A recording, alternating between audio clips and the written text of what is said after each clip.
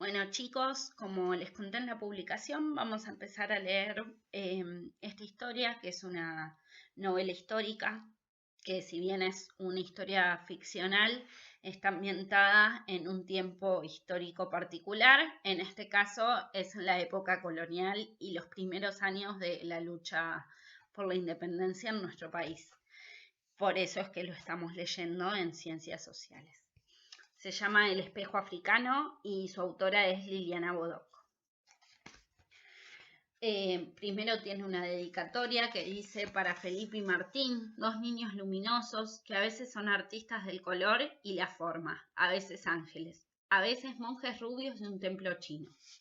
Para Patricia y el Tucu, sus padres. Y después tiene un epígrafe.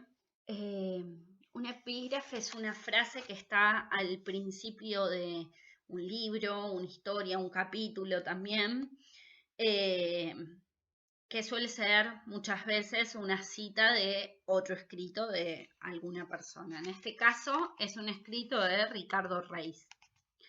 Y dice: nada se sabe, todo se imagina. Somos cuentos contando cuentos. Nada. Bueno, y ahora empieza. Hay objetos que jamás nos pertenecerán del todo. No importa que se trate de antiguas reliquias familiares pasadas de mano en mano a través de las generaciones. No importa si los recibimos como regalo de cumpleaños o si pagamos por ellos una buena cantidad de dinero. Estos objetos guardan siempre un revés, una raíz que se extiende hacia otras realidades, un bolsillo secreto. Son objetos con rincones que no podemos limpiar ni entender. Objetos que se marchan cuando dormimos y regresan al amanecer. Los espejos, por ejemplo. No hay duda alguna de que los espejos pertenecen a esa categoría. Más aún, si tuviésemos que hacer una lista de objetos fantasmales, rebeldes, incontrolables, los espejos ocuparían el primer lugar. Mucho se escribió sobre ellos, poemas y cuentos, leyendas y relatos de horror. Se ha dicho que son puertas hacia países fantásticos. Se ha dicho que son capaces de responder con sinceridad las oscuras preguntas de una madrastra. Espejito, espejito, ¿quién es la más hermosa? Pero aún así, con tanta letra escrita, siempre habrá nuevas cosas que contar, porque en los espejos cabe el mundo entero. Esta es la historia de un espejo en particular, pequeño, casi del tamaño de la palma de una mano, y enmarcado en ébano. Un espejo que cruzó el mar para ser parte de múltiples historias, no todas buenas, no todas malas. Un pequeño espejo que enlazó los destinos de distintas personas en distintos tiempos. En el comienzo hay un atardecer rojo y polvoriento, atravesado por una manada de cebras. Un paisaje extendido en su propia soledad, que aunque desde lejos puede parecer un dibujo, es de carne y hueso, de sed y música. Hay también un sonido que trae el viento. Tam, tam, tam, tam, tam, tam, tam. Son tambores los que están hablando, los que están llorando. ¿Y por qué tambores? Porque la historia de este pequeño espejo enmarcado en ébano lustroso comienza en el África. Capítulo 1. Entre África y América del Sur. 1779 a 1791 aproximadamente. La costumbre de cargar cestos en la cabeza los mantenía erguidos y con el pensamiento más cerca del cielo que de los pies. Era una aldea con pocos habitantes, donde cada uno hacía su parte del trabajo y tenía su lugar en las danzas. Aquellas personas conocían la diferencia entre un fuego sagrado y un fuego familiar donde asar alimentos. Separaban sin dificultad las plantas benéficas de las maliciosas. Aceptaban las lluvias y las sequías. Y cuando se tendían a descansar, eran capaces de reconocer cientos de formas en las nubes. Y Mahoma era un joven cazador, tan diestro que la aldea entera lo consideraba un elegido de los antepasados. Atima era una hermosa muchacha, buena en el arte de teñir plumas y coser pieles. Eran tiempos de cacería. El día había amanecido con olor a madera, y el más anciano de la aldea miraba a su alrededor con una sonrisa divertida, como si supiese que algo agradable estaba a punto de suceder. Y Mahoma miró a la joven Atima por la mañana. La miró con fijeza y siguió andando. Y Mahoma miró a Atima por la tarde. Ella se cubrió las mejillas con las manos y puso su pie derecho sobre su pie izquierdo. Cuando cayó la noche y la aldea entera se reunía alrededor del fuego, y Mahoma volvió a mirarla. Todo estaba dicho. 3 miradas de un hombre a una mujer en el curso de un día eran invitación a boda, siempre que las familias aceptaran. Y las familias aceptaron, porque Mahoma y Atima eran los 2 ojos de un mismo pez, las 2 laderas de una misma montaña, y tendrían una descendencia saludable. Los festejos se realizaron poco tiempo después. Hubo carne y fruta para toda la gente de la aldea y para algunos parientes que llegaron de lejos. Atima le dio a su esposo un brazalete de piel como regalo, y Mahoma le dio a su esposa un pequeño espejo enmarcado en ébano, que él mismo había tallado con paciencia. Alzaron una choza en el sitio indicado por los mayores, y la vida continuó su curso al son de los tambores. Tam, tam, tam, tam, tam, tam. Pero al año siguiente, los tambores empezaron a anunciar desgracias. Primeros unos, después otros. Todos los tambores resonaban con mensajes confusos, como si no estuviesen seguros de sus visiones, o se apenaran de asustar a los hombres con tan malas noticias. El tiempo caminó a su modo, ni rápido ni lento, y pasó otro año. Los tambores continuaban sonando roncos y tristes. Ellos sabían, anunciaban, advertían que grandes males se avecinaban. 3 años y algunas lluvias habían pasado desde la boda de Mahoma y Atima. Para entonces, los tambores repetían un solo mensaje. Ya viene el llanto, ya nos arrancan el corazón. Ya viene el llanto, ya nos arrancan el corazón. Atima se había alejado de la aldea buscando frutas comestibles. Su pequeña hija estaba junto a ella.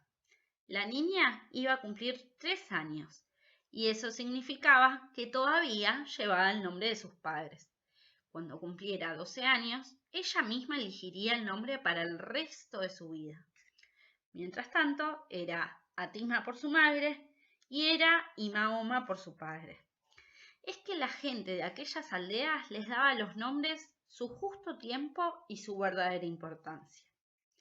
Atima, la madre, y Atima y Mahoma, la niña, juntaban frutos y cantaban, pero no estaban solas ni a salvo.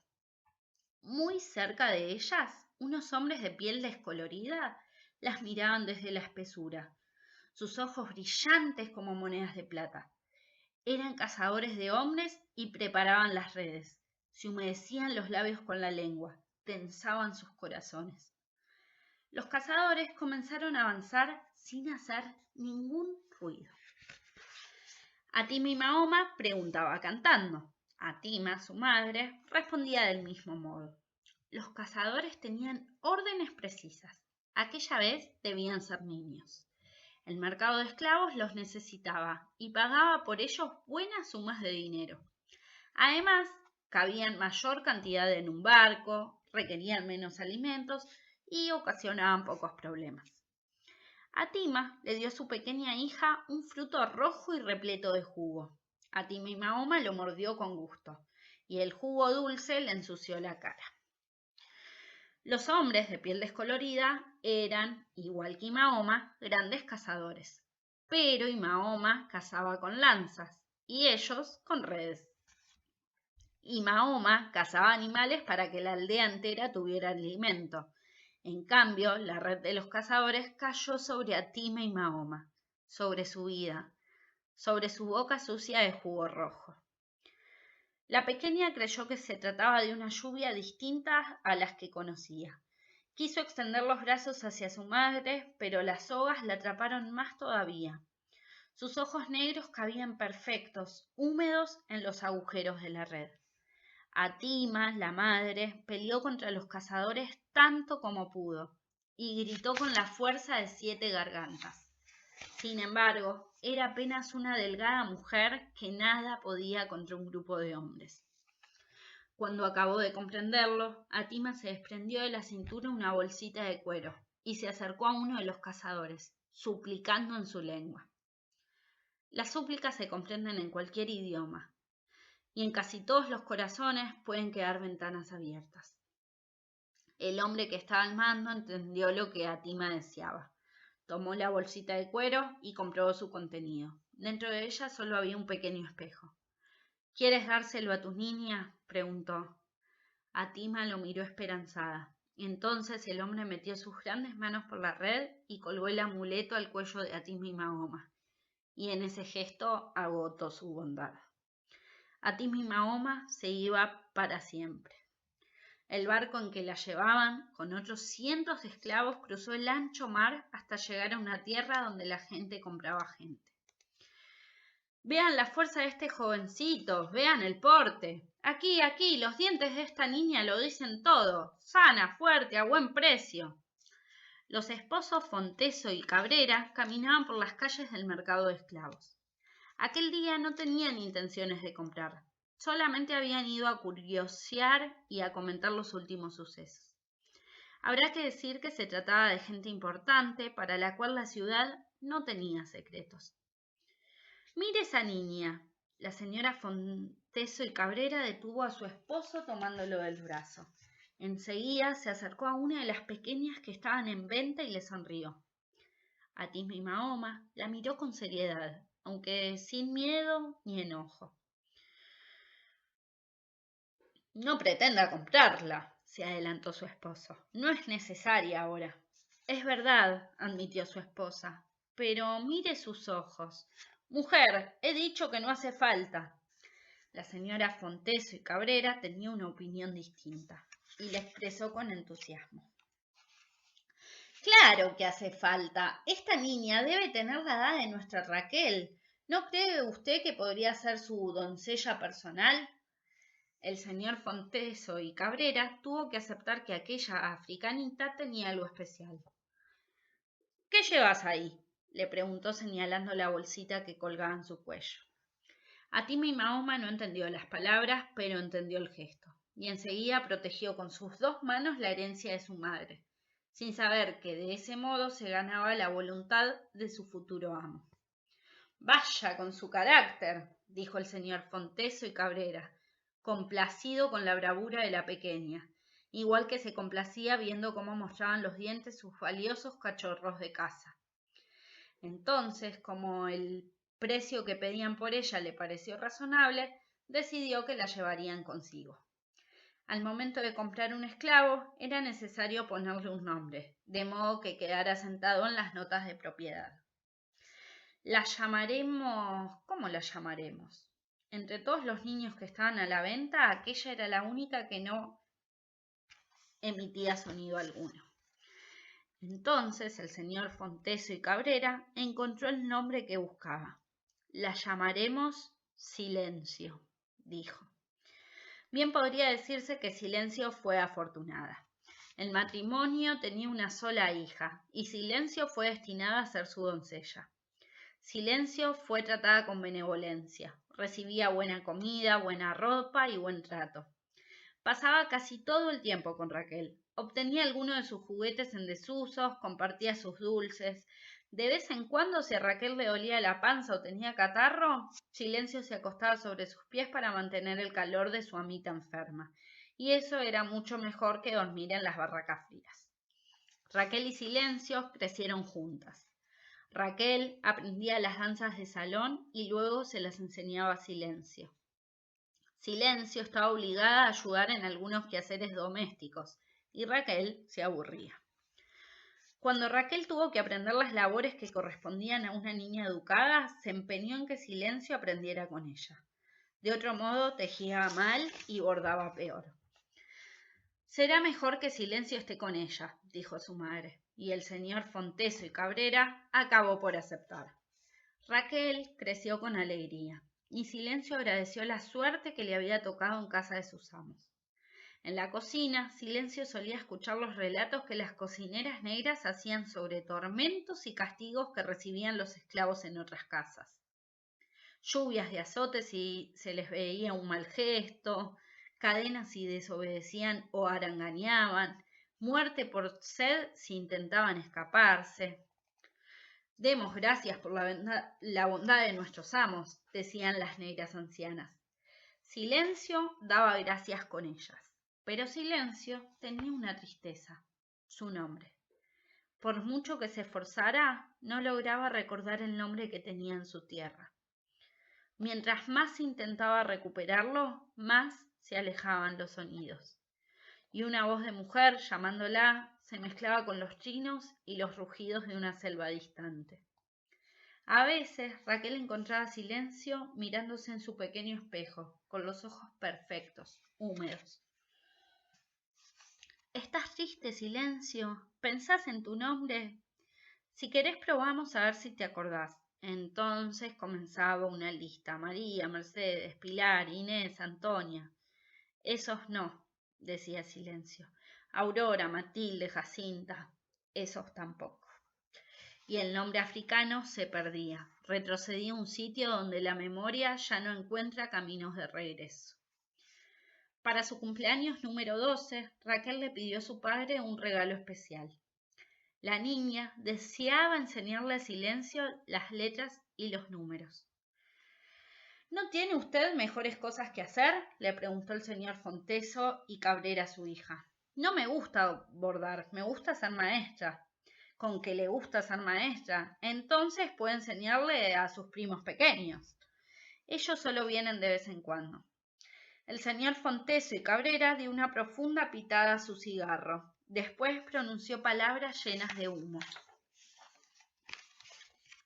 Entiende y recuerde que ellos no poseen un alma como la nuestra y por lo tanto no poseen nuestras capacidades. Pero Silencio siempre está conmigo y es como si fuera un poquito blanca. Aquella tarde, la mirada severa de su padre dio por acabada la conversación. Sin embargo, Raquel insistió al día siguiente y al siguiente. En esta oportunidad, el señor Fonteso y Cabrera demoraban en ceder al pedido de su hija. Sabía que semejante cosa no sería bien vista por sus amigos. ¿Es cierto que en tu casa los esclavos aprenden a leer y escribir?, preguntarían. Un asunto inaceptable, murmurarían a sus espaldas. Pero por otro lado, pensaba que de seguir las cosas tal como iban, pronto se vería obligado a negarle y aún a quitarle a su pequeña Raquel las ventajas con las que había crecido. Y el señor Fonteso y Cabrera había aprendido que el lujo resulta natural como el aire cuando se lo conoce desde la cuna. Al fin pudo más este pensamiento. Pongo una estricta condición, le dijo el señor Fonteso y Cabrera antes de darse por vencido. Que esto sea un secreto. Usted le dará esas clases en el granero y no lo contará a sus amistades, ni a sus primos. Raquel y Silencio buscaron una madera bastante grande y lisa que apoyaron contra una de las paredes del granero. Allí escribían las letras y los números con pedazos de yeso. Luego acomodaron unas fardas de heno como asientos y tuvieron su escuela. Por su parte, el señor Fonteso y Cabrera se tranquilizó imaginando que aquel juego aburriría muy pronto a su hija. ¡Cuánto se equivocó! Los meses pasaron y el granero donde Raquel le enseñaba a Silencio las letras y los números jamás estuvo ocioso. La vida transcurría con bien, o al menos eso parecía. A veces Silencio solía tomar su espejo y frente al cristal intentaba recordar su nombre. Josefina, Alma, Anita, esos no. Aurelia, Magdalena, esos tampoco. Era una siesta calurosa de diciembre del año 1791 en la ciudad rioplatense. El señor Fonteso y Cabrera y su esposa mandaron a llamar a Raquel para hablar con ella sobre algo importante. Aquello no hubiese sido extraño. Era frecuente que, ante cualquier falta de Raquel, sus padres se esforzaran en largas amonestaciones, intercaladas con fábulas y versículos. Pero esa vez parecía diferente. Raquel no imaginaba lo que estaba a punto de escuchar, porque nadie le había advertido que la situación económica de la familia era desesperada y que su padre enfrentaba el fantasma de la ruina. Verá usted, hija, dijo el señor Fonteso y Cabrera, las cosas por aquí no están del todo bien. La esposa del señor Fonteso y Cabrera no alzaba la vista de su bordado. Sin cesar daba puntadas verdes y puntadas azules en los bordes de un mantel de hilo. He intentado demorar esto, continuó el padre. Sin embargo, ya no hay manera de retrasar algunas tristes decisiones. Son decisiones que me pesan, créeme, me pesan mucho. Justo entonces su esposa se pinchó el dedo con la aguja, una puntada roja en el ramo de flores que bordaba. Necesitamos reunir algún dinero y para eso debemos desprendernos de ciertas cosas de valor. Alhajas de su madre, los caballos de raza. En el mantel de hilo las flores se marchitaban apenas bordadas. Quizás por eso el señor Fonteso y Cabrera se dispuso a decir todo de una sola vez, y con tono que no dejara lugar a reclamos. Y algunos de nuestros esclavos. Silencio es una de nuestras siervas domésticas de mayor valor, joven, sana y de buen carácter, de manera que... Raquel había entendido. Podrían vender una cocinera, comenzó a decir Raquel. Siempre dice usted que son de las mejores y que sus amigos las envidian. Compraron a Silencio para una hacienda en la provincia de Mendoza. Y esta vez no había más que decir. Todos allí sabían lo que significaba el trabajo de los esclavos en las haciendas. Sol a pleno durante interminables jornadas, látigo para los débiles, noches dolorosas, picaduras de insectos, agua con mal sabor, y los tambores volvieron a llorar. En aquella oportunidad, Raquel comprendió que de nada valdría pedir ni encapricharse. Además, las palabras de su padre le traían otras preocupaciones. ¿Mi piano se quedará aquí? Por supuesto, Raquel, tu piano se quedará. El señor Fonteso y Cabrera dio por terminada la conversación. Ve y dile a Silencio que junte las cosas que le pertenecen. Mañana vendrán a buscarla. La señora Fonteso y Cabrera seguía bordando flores muertas. Muy pocas cosas tenía Silencio, y ni siquiera se las llevaría todas. Apenas armó un bulto de ropa, después tomó su espejo y se fue al granero donde aprendía letras y números. Pasaría allí la última noche, y allí esperaría a sus nuevos amos. El granero estaba solitario. En el pizarrón, que se apoyaba contra la pared, permanecía escrita una parte de la clase dedicada a la letra M. Silencio sostuvo frente a su rostro el pequeño espejo enmarcado en ébano. Entonces comenzó a moverlo muy despacio. De este modo podía ver en el reflejo del cristal el sitio donde había sido feliz. Las altas ventanas, los techos de madera oscura, los fardos de heno, el piso de paja, un recipiente de tinta olvidado. El espejo le mostró también el pizarrón con las palabras que ella misma había escrito 2 días antes. Amo a mi amita. Pero el espejo, como sucede, mostraba al mundo dado vuelta. Atima, ima, oma. Eso leyó Silencio en el pequeño espejo enmarcado en ébano que su madre le había dado antes de que se lo llevara para siempre. Atima y Mahoma. En el revés de las cosas podría haber dicho los tambores. En el revés de las cosas suele estar la verdad. Al día siguiente a Raquel le costó trabajo entender por qué Silencio no estaba llorando. Porque tengo 12 años y puedo elegir mi nombre. ¿Ya lo hiciste?, preguntó Raquel. La esclava sintió con la cabeza y con la sonrisa. ¿Qué nombre elegiste, Aurelia? No. Josefina, Alma, Anita. No. Remedios, Magdalena. Tampoco. ¿Qué nombre elegiste, Esther? Ese tampoco. ¿Qué nombre elegiste? Atima y Mahoma. Raquel no había entendido y volvió a preguntar. ¿Qué dijiste? Atima y Mahoma, respondió la esclava. ¿Y cómo se te ocurrió ese nombre? No fui yo, me lo dio el espejo. Raquel movió la cabeza igual que a veces lo hacía su madre. No hables así, tus nuevos amos te van a azotar por andar repitiendo hechicerías de negro. ¿Me entendiste? Tam, tam, tam, tam, tam, tam. Y los nuevos amos llegaron a media mañana, sin tiempo para esperar largas despedidas y mucho menos llantos. Atima y Mahoma y Raquel apenas pudieron darse el último abrazo. Fue entonces cuando Raquel hizo una promesa. Te voy a buscar, algún día iré a buscarte. El carro partió rumbo a Mendoza. Raquel corrió un poco por el camino repitiendo un saludo que solo ellas podían entender. Adiós, Atima y Mahoma. Adiós, respondieron los tambores.